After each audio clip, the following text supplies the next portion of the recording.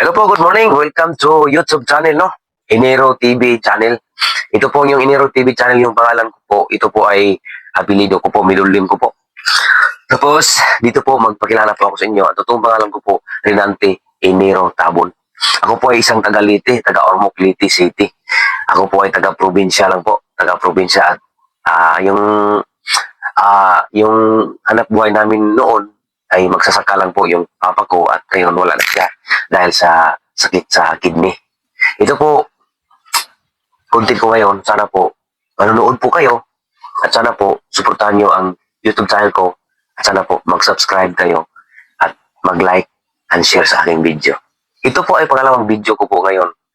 Tapos po, sana po pagpalain ako dito dahil po wala pa akong trabaho kasi po hindi na ako pwede magtrabaho dahil po sa sakit ko na hindi ko pa alam kung meron na ba siya o meron pa ba or wala na ba. Sana po wala na.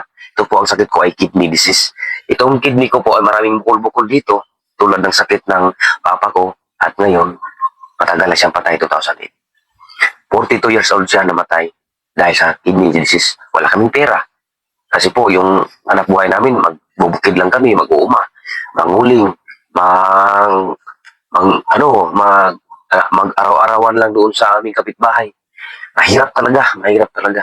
Narasan ko talaga ang mahirap. Dito, gusto ko na parang nangarap ako na maiging YouTuber dito sa YouTube channel. Dahil po, marami akong nakita na mga YouTuber na nagkasahod dito. Naayos yung buhay nila at ako din nangarap din dahil po ay hindi na ako pwedeng magtrabaho. Ako po ay skill ko ay baker. Hindi na po ako pwedeng magtrabaho dahil sa sakit ko sa kidney. Papa ko patay, tiyahin ko patay, isa pang tiyahin ko patay, isang tiyahin ko dialysis ngayon nang dahil sa sakit na ito. Ayoko po mawalay dito sa mundo dahil hindi pa rin magtapos yung mga anak ko sa pag-aaral. 3 sila, 2 babae at 1 lalaki. Gusto ko po mapanood ko silang lumaki at hindi matulad sa akin na isa pong taga bukid lang ang hanap buhay, magsasaka lang ang hanap buhay. Ayoko po.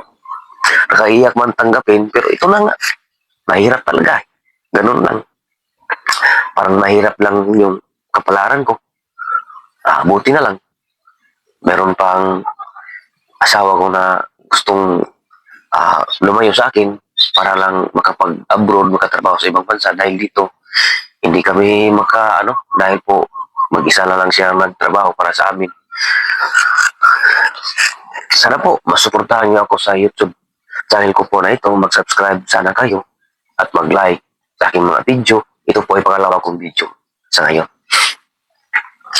Sana po suportahan niyo ako. Thank you for watching. Dito na ako magtrabaho sa YouTube. Sana po matuloy po yung pangarap ko nang dahil sa inyo. Salamat mga idol. Love you.